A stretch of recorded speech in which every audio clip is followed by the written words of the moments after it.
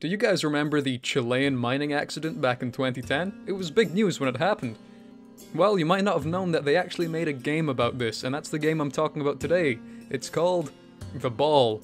Now, there are a few small changes between the Chilean mining accident and The Ball, that being that The Ball takes place in Mexico.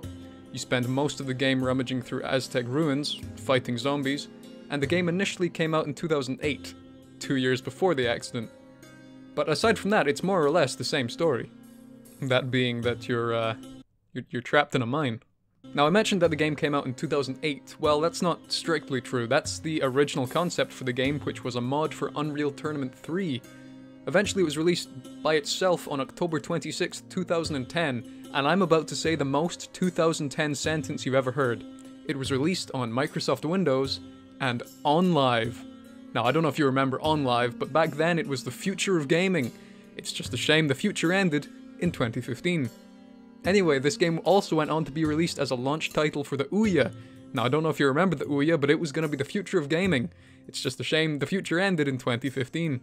So that's two massively marketed and massively unsuccessful platforms. It was a launch title for both, so this game truly is cursed.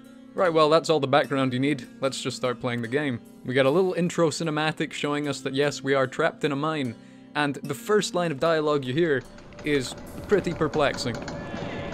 Are you alright? That was quite a fall you took! So the guy says, that's quite a fall you had, yet this game contains no fall damage. Now the game doesn't claim that you're hurt in any way, so you know, it's not contradicting itself necessarily, it's just a very weird way to start the game. Having a massive fall with no fall damage, and having everyone be concerned? Whatever, it just doesn't sit right with me. You stumble through some cavey bits and eventually you come across this enormous gun. Now, it's not really enormous, it's just that the character camera and the character model I think you have is really quite short, so everything looks huge. But anyway, you pick up the gun and it's the most metal gun I've ever seen. And the little mechanical bits on the gun look great. Those animations are probably the best part of the game. You are told that this gun will push and pull the ball. But we don't have a ball, so we just stumble through some more cavey stuff instead. Now, while the player model and the camera are quite low down, and I think that's just a weird little quirk this game has, the overall sense of scale that you get from the game is fantastic. It's better than most mainstream games. For example, look at this cave I'm in right here. Well, this ruin area I'm in. It feels massive. The combination of the excellent lighting, the excellent sound effects, and the general atmosphere are making this place seem huge and daunting, and that's something that not many games can do right. There's more on that later, but for now, let's move on. It's after this room that we find the ball. We get to roll it around. That's the game. We roll around the ball, we kill some monkeys, you do some puzzlies with it, and that's the general concept of the game. Now, it's at this point I realize this game is desperately trying to be Portal. It is so desperate to be Portal in every sense, yet it fails on most. Here's the biggest reason why. Here is some Portal gameplay. Here is some ball gameplay. What's the difference? The massive ball! The massive ball is the difference! Okay, no, here's how we fix it. We get the little portal gun. Let me just scale that up real quick. There you go. Now they're the same thing. When you can't see anything that's going on, the ball really gets in the way of the camera all the time. You can make it transparent, and I did that for most of the game, but even still, you've got this huge thing obscuring your view of almost everything else. Plus, the already fairly narrow FOV makes it pretty difficult to see things, and it also just messes with your sense of direction and your sense of place. Which is a shame, because the environments in this game are really good to look at. They're very pretty. But no, instead we must love the ball, for we have no other choice. Let's talk about the story. The story is a weird one. Not OUYA weird, but a different level of weird. So, aliens came to us, and they gave us the ball, and the secrets of engineering and farming and all those things. And then we were bad to the aliens, and then we hid the ball. And that's the story, I think. Now, somehow these aliens must have been pretty stupid, because I found the ball seconds after entering this place. So, you know, good job, guys. But all we need to know as players is the ball is magic and it does pressure plate things, and there are baddies around. Oh no, let's hide from the baddies. Oh no. And the only way to stop the baddies is to do puzzles. So we do puzzles, like loads of them. This is the kind of narrative and story that was acceptable in like the early 90s, where it was like, oh, there's a princess in a castle and you're the Italian plumber who's gonna go and save her, and people were just like, oh, okay, that makes sense.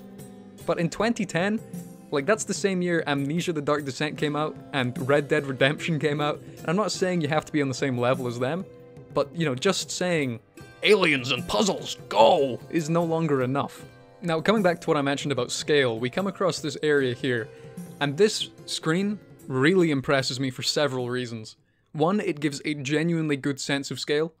Two, it's made by a relatively small team from what I can tell, so good job on them. And three, I haven't seen anything like this since Dark Souls, and Dark Souls came out a year after this. So they used 3 different techniques to achieve this. The first one is one people don't really think about much, and that's use of consistent lighting across 2 comparable areas. For example, in the foreground here, these flames give a sort of orangey red glow, and we can see that same orangey red glow way back in the distance. The second is by obscuring the background with these 2 large foreground objects here, which themselves are already quite large. So not only do we compare the size of them to the size of that far away, but these also serve as a barrier for them to add a fog effect in the background as well. And that fog effect is the third technique, and what that does is it just obscures it to our eyes, similar to a depth of field effect, but much more effective because it's, you know, an environmental thing that we can understand, rather than being an abstract element of filmmaking, which for some reason is constantly put into games. God, depth of field is bad. But still, this game makes the same effect really well without having to use depth of field, which is massively impressive. Anyway, that's enough technical garbage for now. Let's get back to the weird game and kill some monkeys. Now, I mentioned back at the start that there are zombies in this game. This is not something I knew going into it, so I got a little bit of a massive fright when I saw this happening. But lo and behold, there are no enemies around, so I just continue on. I haven't really mentioned the quality of the puzzles.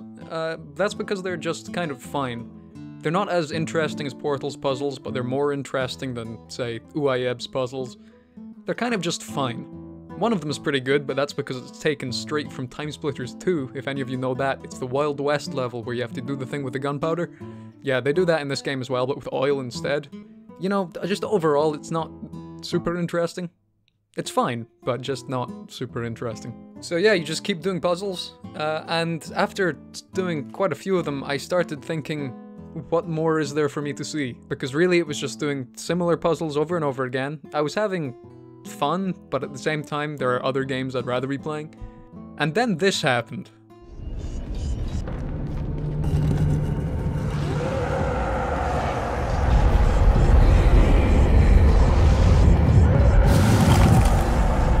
Like, good lord, this game went from 0 to 100 real quick. Enemies sprinting at me, getting crushed, wizards casting spells, eldritch screams, what the hell is going on? I'm not gonna lie, this did freak me out a bit.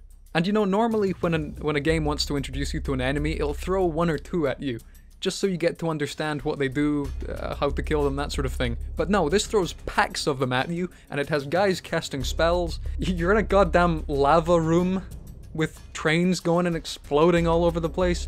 This is absolute chaos. I haven't experienced anything like this before in a game. The closest thing that would come to that would be in the Resident Evil 2 remake that just came out.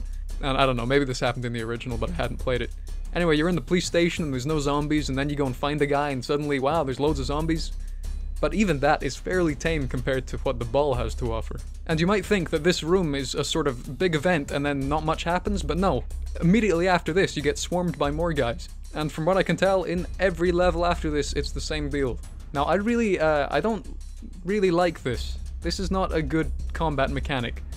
Because, sure, you can have enemies in your puzzle game. Portal had the turrets. But those are stationary things which you can kill by using, you know, fun little ideas. In this, you just have to smash the guys with the ball, which, by the way, is super inconvenient. Swinging it around takes forever, and you can't really see if you've killed them because it's, of course, in your face all the time. And even when it does hit them, it doesn't always kill them. It's just not good. I don't think any gimmick puzzle game can have good combat. That's why Portal didn't try. Portal had enemies as hazards, not as active threats. And there's one other thing I don't like, and it's not really related to this, and you may have seen it in the footage I've used, you may not. But every time you walk through a spider web in this game, and there's a lot of spider webs in this game, spiders crawl across your screen. Now yes, let's talk about the screen spiders. I hate them, and I hate them, and they're the worst. And they just keep happening as well. They don't stop. Spiders on your screen every single time. Look, here's me going back and forth through a spider web. New spiders each time on my face. Why? Sure, some games use bugs in a creepy way. Amnesia: The Dark Descent did it. Sometimes it had them crawling on your face, but very rarely. In the footage I have here, I couldn't find any of that, so just have some on the floor instead. And you see, they are used well. They are used to say, oh, this place is a bit creepy and it's full of creepy crawlies and such whatnot. But in this game, it's just, oh, you know, you're underground, so there's probably going to be spiders, so have them on your face every 5 seconds. Restraint is the name of the game when it comes to face-based arachnids. Keep that in mind next time you make a game. Here we get to see that the Aztecs love magnets just as much as the Mayans do.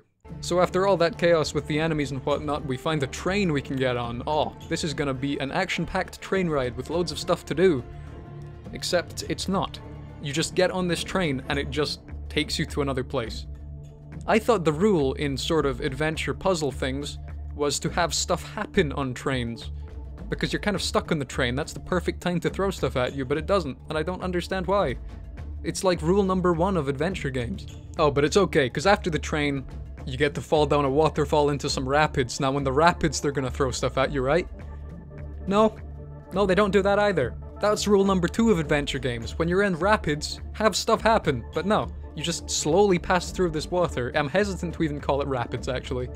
But yeah, you slowly pass through this water until you just kind of fall out of it. Why have nothing happen there as well? In the lava room, you threw legions of guys at me. Why don't you do something like that when I'm in a precarious situation? That would make for a much more tense and better experience. But no, okay. Whatever. We're outside of the rapids, we're in this pool of water. Look at these goddamn fish. No matter how bad your day is, just remember, their day is probably worse. And at least you get a nice view here. Oh, sorry, did I say nice view? I meant to say fucking Nightmare Village. Like, holy shit, there's enemies coming from every single flank. Every single building, everywhere. What's going on? Why? Why were they hiding? And why are they defending this village? There's nothing here apart from rugs. You go past the Nightmare Village once you've killed the endless onslaught of enemies. You do a little bit of another puzzle, you get to the end of the level, and they throw more enemies at you. I don't understand why. And this really killed any desire I had to continue playing the game. Because this is a puzzle game. And not just that, it's a gimmick puzzle game, and you really need either a really good story, really good gameplay, or a really, really good setting to keep me playing. And this game's setting is getting close, but honestly, the mixture of the enemies and the clunky view you have with the ball in the middle of it, and the screen spiders, just really there's not much going. Plus there's basically no story. In the start they said there was, but you can't really see that reflected anywhere. I think they just wanted an excuse to have a sort of retro-futuristic Aztec society. Which, you know, is cool, but again, without a good story to back it up, it's more or less pointless. And, you know, the puzzles were good enough, I could have put up with them, but honestly, having the enemies there and having a lack of real direction narratively, it's really killing the game, and honestly, I'm not going to continue. You know, going from OUYA to the ball has shown me that creating your game based on an ancient Central American civilization is probably not the best idea. And much like games based on movies and books, games based on Chilean mining disasters rarely live up to the hype. In any case, thank you very much for watching, and join me next time where I'll be talking about a game I really do like, and it's one that I can guarantee none of you have played. Well, I say guarantee, I mean, you might not have played it. Who knows? Anyway, thanks again. Goodbye.